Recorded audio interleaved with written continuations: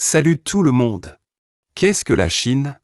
On peut dire sans hésitation que la Chine est un pays.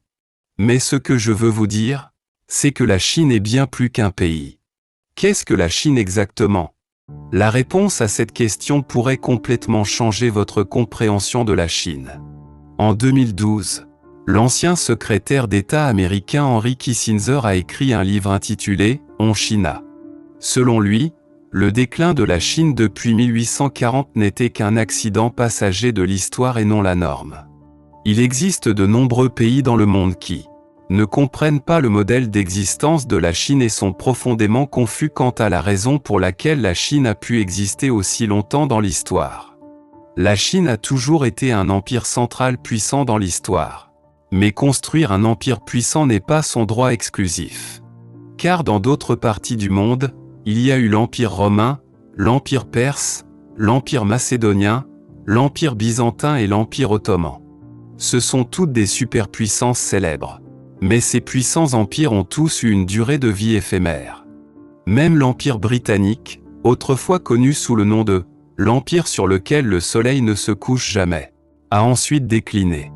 Pourquoi la Chine est-elle le seul pays qui est resté unifié pendant la majeure partie des 2000 ans de changement de dynastie féodale et n'a jamais péri?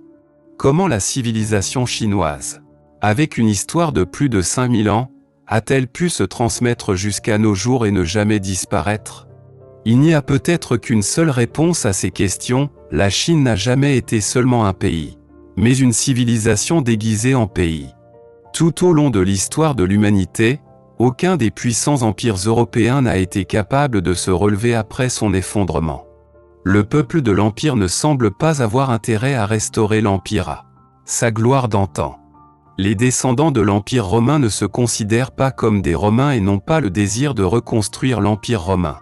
En fait, plus de la moitié des Européens d'aujourd'hui sont des descendants de l'empire romain. Mais si vous leur demandez s'ils ont l'idée de restaurer l'empire romain, ils n'y seront certainement pas intéressés. Mais la situation en Chine est tout à fait inverse. Pendant des milliers d'années, la Chine a été unifiée plus de 90% du temps. C'était un empire de superpuissance doté d'une très forte cohésion. La Chine a établi de nombreuses dynasties, mais après la disparition de chaque dynastie en déclin, les nouvelles forces montantes considèrent la réunification du pays comme leur responsabilité la plus sacrée. Cela semble incroyable aux chercheurs du monde occidental. C'est pourquoi ils avancent la théorie selon laquelle la Chine n'est pas seulement un pays, mais une civilisation déguisée en pays. Ils croient que la Chine est en réalité une civilisation dotée d'une forte vitalité. C'est pourquoi elle ne disparaîtra pas.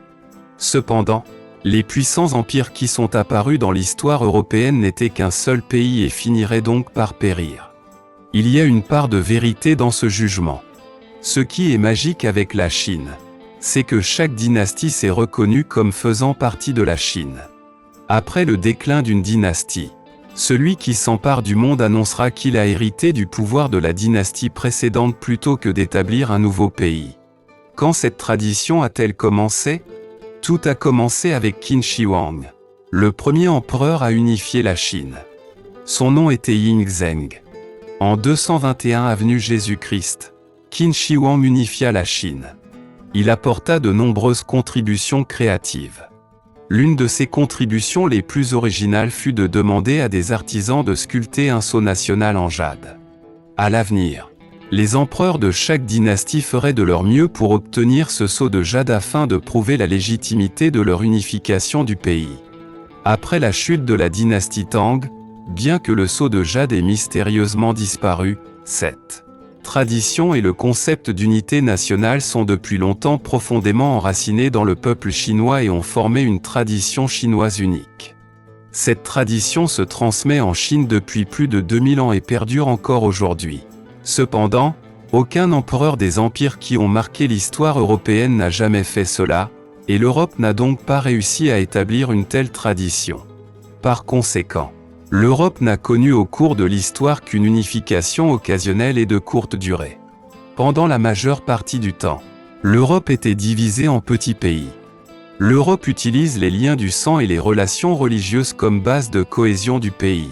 tandis que la Chine utilise la culture chinoise comme base de cohésion du pays. Bien qu'il y ait eu 24 dynasties majeures dans l'histoire chinoise, du point de vue de la culture chinoise, ces dynasties sont toutes appelées Chine et font partie de l'histoire et de la culture chinoise. C'est juste que c'est une personne différente qui est devenue empereur. Aujourd'hui, la Chine compte 34 régions administratives de niveau provincial. Et la superficie et la population de chaque province sont comparables, voire supérieures, à celles d'un pays européen. Chaque province de Chine a son propre dialecte. Et les habitants des différentes provinces ne peuvent même pas communiquer dans leur propre dialecte, mais ils croient tous fermement qu'ils sont chinois.